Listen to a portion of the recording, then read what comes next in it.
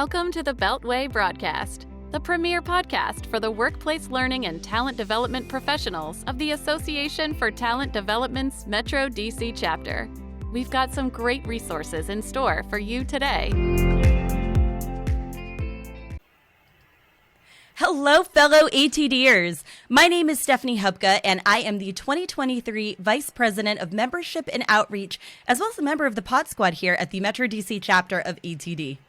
Hi, everyone. I'm Christina Eanes, Vice President of Marketing and Communications.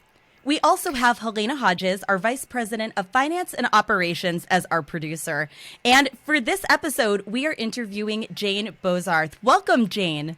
Hi, thanks for having me. We are so excited to have you here. I am especially excited about our topic today. Although before we get in, I would love it if you would tell our listeners and viewers a little bit about you. Let's see. I live in Durham, North Carolina with my human named Kent and our dog, Corgi named Thomas. I started out many years ago as a classroom trainer, and I evolved as the business evolved. I went from classroom to e-learning to social media-ish stuff. And along the way, I got a master's degree in technology-based training and then a doctorate in training and development. And when that happened, I was ready to change gears after many years in the straight-up training, design, delivery business, development business. And I am now the Director of Research for the Learning Guild. And my job there is to produce a research report once a month. And it's really in my wheelhouse, and it lets me use all that doctoral training. Let's see, my dissertation was on social learning and communities of practice. I have done several books on e-learning design and development and general training, instructional design kind of stuff. I speak at a lot of events, and I'm glad that we are out of the pandemic so I can travel again. What else? I think that's about it. That's it. That's the quick hits for me. That is a great list, and it sounds like you are the perfect person to have here to talk about social learning with all of us today. I don't think we could have picked anybody better, so I'm thrilled you're here. Social learning is one of my favorite topics. In fact, the very first time I ever presented in front of a group of people, it was about social learning. It was a long time ago. But one of the things that I remember the most about that is that everybody in the room had a different definition of what social learning was. I would love to start there. Give us yours. How do you define or approach social learning? Well, let me start by saying, I think if you asked that question about learning in general, you would also never get three answers that were the same. That's true.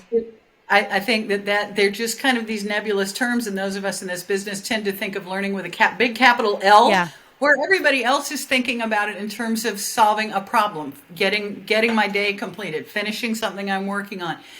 When we think about social learning, I saw it especially start to get tangled up with the ideas around social media. Social media are tools that can enable social learning, but they are just support tools for that. In my view, social learning is pretty much how we learn everything. Operant conditioning, touching a hot stove notwithstanding. I mean, I acknowledge that exists. We learn by living in the world with each other. That's how we learn to speak our native language. Your parents don't sit you down and teach you to conjugate verbs. You learn by living in a house around people who are talking, and you pick it up as you go. And you make mistakes, and nobody overreacts too much, and you're fifth grade teacher. And then you can move on from that. It's how you learn to get along in school and deal with peer pressure and make friends and learn to cope with a teacher. And again, it's just by moving around in your own environment. And then that happens too in the workplace, because you may go to formal training, you may be sat down for orientation, and you may get yourself onboarded, right, as they say. But you have to learn through moving through your environment and learning, being around other people. You have to learn which boss can take a joke and which one can't. You have to learn which coworker will overpromise and underdeliver. You have to learn which coworker will smile in your face and then maybe not smile behind your back. I mean, those are all. It's like breathing. It's the way we learn everything as we move throughout the world. And I think sometimes one of the things we misunderstand, it's not necessarily being sat down in a focus group and writing on chart paper. It can be that, but a lot of it it's very informal. And I think that in our business, we struggle with that because it's hard to document, and it's hard to measure, and it's hard to count. how it happens, but most of the time if you ask people how they learn something, they first of all either have no idea, or it's because they were with Bill, or they were talking with Sally, or their mom showed them, or their grandma did it. I think I'm rambling, but social learning it's a big bucket of how we learn. Yeah. Oh, Well, it makes a lot of absolutely. sense. Yeah. So what would social learning look like in organizations in a structured way for those of us in learning and development? We used to talk about water cooler conversations, which is kind of a dated idea even for me. For one thing, I worked for the state. They didn't give us water coolers. Such a luxury. You had water. You were allowed to have water. But a lot of it is, it's like I said, you interact with certain supervisors and you pick up the rules of the workplace. You interact with certain coworkers and you learn or not, and you learn the right things or not about how to complete the paperwork or who you need to talk to get a check cut or that kind of thing. I think to your point, though, to more specifically to your point, we have to find ways of helping people talk to each other. We have to find ways and spaces, particularly now, especially with everybody, so many people working remotely, we have to give people opportunities to just interact with each other better than we do. And it's not necessarily in an agenda with a meeting. It can be. It's not necessarily, I tell you one thing I find interesting, because I've done a lot of consulting over the years on this topic, actually. I've been called into organizations where they want people to use some social tool they've bought, like the LMS comes with discussion boards, or they've got Yammer or something like that. Those are great tools. But I'll go in the organization, everybody's got their doors shut. It's like if they're not already engaging and finding ways to talk to each other and figuring out how they can have some of those less structured conversations or less intentional, maybe intentionally around learning conversations, adding a tool isn't going to change that. Buying an LMS with a discussion board isn't really going to change that. So, my question to them is, why don't they want to talk? Why aren't they talking to each other? So making sure they have room and space. My dissertation, which I mentioned when we got going, was on a very vibrant community of practice I belong to, where we got together. It was classroom trainers across the state, government, state and local government trainers. We had quarterly meetings. We had an annual conference. We did not yet have email. That's how long ago that was. So the way that we got to talk to each other was either by phone or at these live meetings. And we were fortunate to have organizations that supported and allowed that. And the goal of those meetings was the goal of a community of practice is to get better at your practice. It's not just to hang out and chat, although there was plenty of that. So finding more ways to enable and enhance and support the opportunities, I think, for better communication. One of the drums I beat, and it's one of my books, people who are watching this probably know this, it's called Show Your Work. It is about how we can make our work more visible, how to make it more accessible so that people can see what we're working on, so that you don't have to learn everything the hard way, so that I think all of us have had an experience where we've worked on something and found out somebody else in the organization had already done it. Yeah. Or somebody in another department had something similar, or you struggled to learn how to do something, particularly when we started looking at things like e-learning authoring tools and doing more sophisticated work with PowerPoint.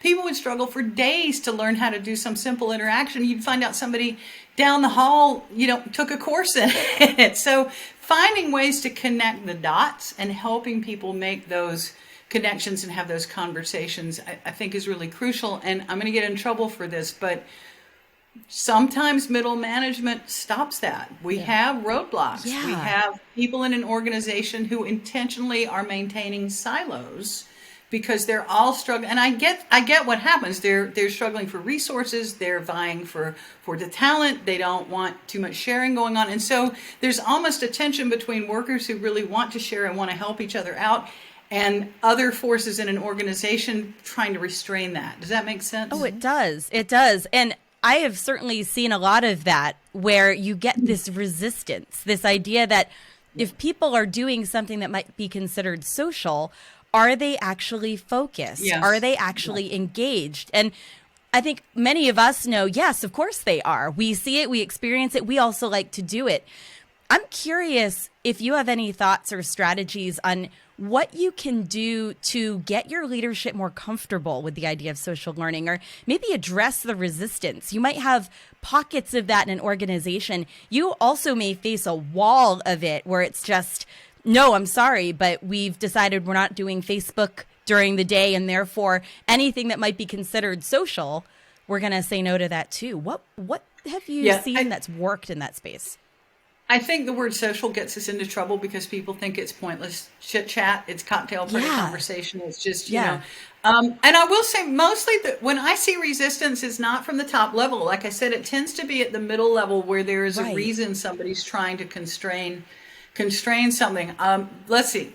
Off the top of my head, some really wonderful things. First of all, since it's usually not upper management, get upper management involved. There are some wonderful examples of senior executives who do blogs. It doesn't have to be Facebook, who do blogs, who are happy to do quick video interviews where you can say, tell us about something that was hard to learn when you were new. Tell us about the best lesson in leadership you ever got. People love to talk about themselves.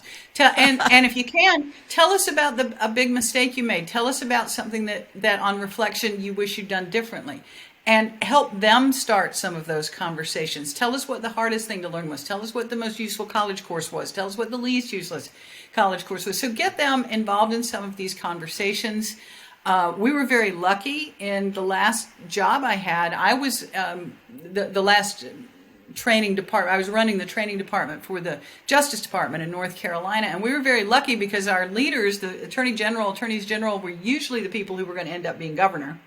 So they liked the publicity. They liked anything we could do to showcase them. And they would almost always, if they were around, would pop by orientation, would make sure they met everybody, would ask people what they were doing, why they were excited to be there. So inviting those conversations is one thing. Another thing is trying to find some evidence that this works. Like I said, often people who are resistant will throw a real predictable list at you. We can't do that because we don't have the time, we don't have the money, we don't have the equipment, we don't have the they have all this. There was a woman at Purdue named Peg Ertmer who calls those first order barriers. And it's a laundry list of reasons not to do something, but it's all very well. It's not outright, I don't want to. It's, golly, that's a great idea, but we don't have time, we don't have money, we don't have people, we don't have debt, right? And no matter how many of those things you solve, they come up with one more. Yeah. Right, there's always this, oh my gosh, you're right, we did get the money, and now, so I would say take a look at how you can get some real measures. I use an example in my own work. There's a lot of the work on Communities of Practice was by Jean Lave and Etienne Winger, and Winger has done a lot of work since Jean Lave has, I believe, passed on. I hope I'm getting that right. I hope she's alive, but I think we've lost her. Winger did a wonderful framework for assessing the value of, he was specific to online, but the value of interactions. And it's a nice little graph you can follow that starts with what is the immediate payoff for a person engaging like this. Often it's because they like who they're with, they find the conversations energizing, they find them interesting, they feel like they're getting help they need, they're having fun, which is something we kind of discount, which is why people like Facebook and not your LMS discussion board, by the way. Right. Because they're having more fun over on Facebook. I'm like, I don't get it. So that's where it starts, is why do people engage in the first place? And then you can start looking at whether there's value. And the example I use is that one day I was at my desk, I was working for the state, I got a call from our Vocational Rehabilitation Services Department. The question was, we've got somebody who's blind who wants to attend a webinar. How do we accommodate that? And this was fairly early on in the age of all those, the webinar and accommodations and stuff. So I should have known the answer to this, and I didn't. I could have spent half the day Googling and maybe or maybe not getting an answer. You know what that's like? I didn't really know what I was looking for. So I went to Twitter and I said, does anybody know of, anybody got tips for accommodating visual impairments in, I think it was WebEx, maybe it might have been Open Connect, WebEx. And immediately I had a whole bunch of answers. One of them was somebody I didn't even know who said, yes, WebEx has a tool for this. Here's the link. Wow. Wow.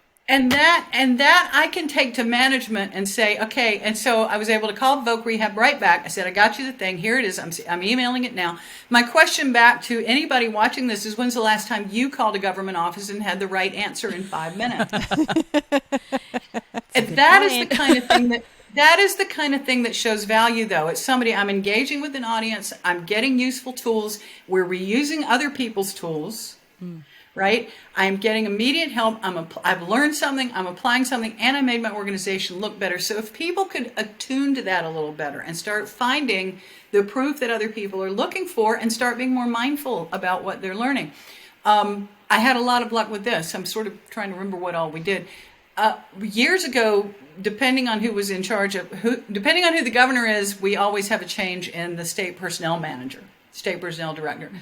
And they always want some form of report that's different from the one the last person wanted. So we had these weekly reports, and one of the items on it was research. And people would write in, I read this book, I looked at this website, da-da-da. I got them to change that question to, what did you learn this week? Wow. And the answers were very different. And it got our people thinking more about conversations about learning and acquiring something they could apply, and not just, oh, I read a book, oh, I read this thing, I watched a TED Talk. So I think there are a number of things we can do. I would say in conversations, though, in our business, and you all know this, anytime we fall into saying, how can we get people to listen, change, care, encourage? I mean, anytime we fall, we're the trainers. We're supposed to figure that out, right? But I don't know that that's the right question. I think it's, what can we put in front of them that will help change minds? Because that's the only way, we're going to do that. We can argue and we can wrestle. But if you can show value like I did, and it's not hard. Winger, by the way, I've written about this. If you look up Winger, assessing the value of online interactions, you should find it on the Google. He has a whole big white paper about this, about tools you can use, how you can work it into meetings, how you can work it into performance reviews, that I think would be very helpful for people who feel like they're not getting the support or opportunity they need for this. Wow. That's like a treasure chest. It is. Yes. Any suggestions for those of us that are, the instructional designers out there, facilitators, in the classroom, things that we can do to have more social learning? I worry, yes. And I worry sometimes that we get so hung up on our curricula and our performance objectives and our own content that we don't do a very good job of asking the right questions. And by that, I mean, what do people want to talk about? Yeah. People can sit in a room for 3 hours, and then you tell them to go to lunch, and they haven't said a word all morning, and they're out in the hallway chatting. Yeah. Right? It's very frustrating for those of us in the classroom. I'm reminded that there was one time I had a coworker, bless his heart, as we say in North Carolina. Oh, we know where this is going. We know what that means. Bless his heart. He was determined he worked over in the personnel shop, and he was determined if we only had an online discussion forum for people to talk about the unlawful harassment policy, then all our problems were going to be solved. He actually talked IT into building this thing, and at the time, that was probably some tens of thousands of dollars of somebody's time. A lot of money went into it. Wow. And then he had a whole list of rules for what you could and couldn't say on it. You had to agree to like 20 rules in all capital letters, like don't yell at people while he was yelling. Gosh. But anyway, so there's all this stuff, and he just couldn't understand why nobody was commenting on it. But we built them. And the thing is, unless somebody is aggrieved, they don't generally want to sit around talking about the state's unlawful harassment policy. That is HR's job. That is all we're supposed to talk about. But he never really understood, we needed to find things for people to talk about. We need to find ways of asking good questions. I'll tell you one thing I did, and it's a little weird. I don't know that it's going to fly with everybody, but we had a group. Our flagship program with the state was the Certified Public Manager program. It was a big deal. I think it was 2 years. It had a culmination of a project that had to be signed off at the agency senior levels. So it was a big deal. It had to have agency impact. It was a pretty big program. And people in 2 years, especially coming in person then for all that time, made a lot of bonds. They made a lot of friends. And many of us who've done classroom work know that everybody wants to stay in touch afterward. but they want us to do that. They want us to maintain a mailing list or us to maintain a website, right? So what we did with them, though, is that as the classes graduated, they wanted to stay together. We always had travel restrictions with the state. We always had, you can't use a car, we can't afford the gas, you've got to stay put. And North Carolina's big. We're 550 miles. Tip to tip. People don't realize that. So we got in the habit of once a month when they wanted to meet, I would open an Adobe Connect room because that was a tool we had then. They would have chosen a topic. Sometimes there would be pre-reading. Sometimes there'd be a video. And these were middle-level managers. The people we're talking about were mid-level managers. They would have a topic like, how do you manage your own stress? How do you make good hiring decisions? Where does your gut play into that? Those kind of things. And I would just open the Adobe Connect room and give the host permission to the person who was running the meeting that day, and I left. I left, and I was around by phone if they needed anything. But that was a good example of helping them connect, finding out what they wanted to talk about, and then passing that on to the people who were running the program, so they could start having some more of those conversations when the classes were live and together. But the other good thing was we started with the cohort who knew each other, and then as people graduated, we added more in, so they went in knowing a few people, but also part of the bigger group.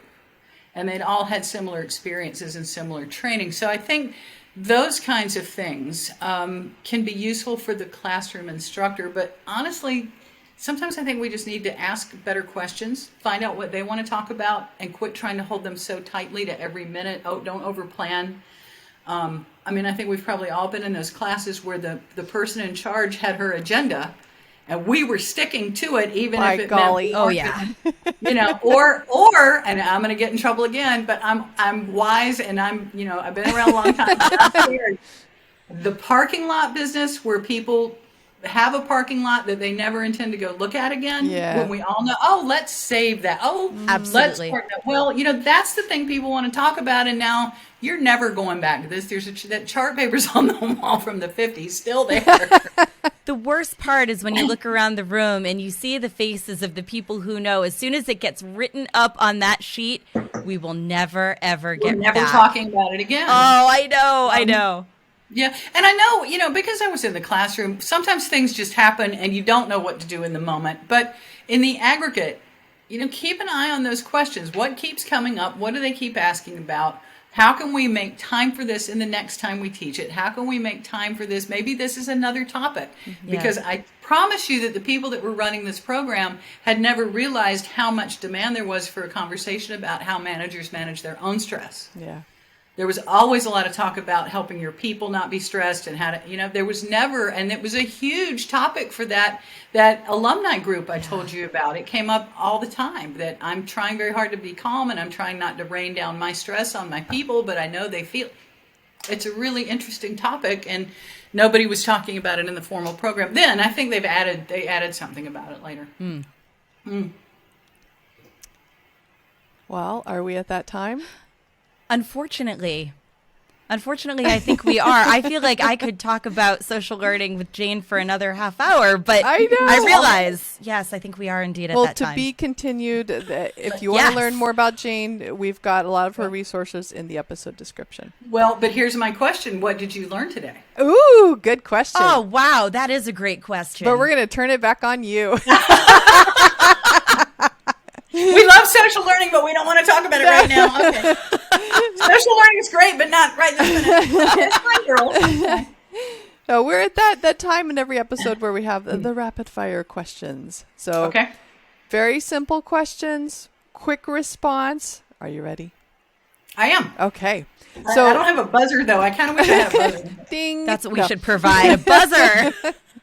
So what is one book that everyone must read and why? Well, apart from Jane Bozarth's Obviously, Show Your Work. Yes. Obviously. I cannot recommend highly enough, and I'm going to get in trouble because a lot of these people are my friends. I've got two. I would say Clark Quinn's books. It's the Goldfish book about, I had it over here a minute ago so I could read it to you. It's about blowing up learning myths in our business, millennials, goldfish, yada, yada. I'm sorry, Clark, ATD published it. Okay, we'll the other one I highly recommend is Julie Dirkson's Design for How People Learn. Yes. Because I think it is by far one of the most practical, applicable, common sense approaches for folks in our business, particularly those who are a little newer, particularly, and in the case of both these books, those who have to have the conversations we've been talking about, where there's pushback, where there's resistance, where people are like, oh, just copy the policy and put it on a slide. Yeah. Oh, well, remember, we have to accommodate different, attention spans. They are very helpful at helping us have those conversations. My soapbox about this is I don't feel that people in our business,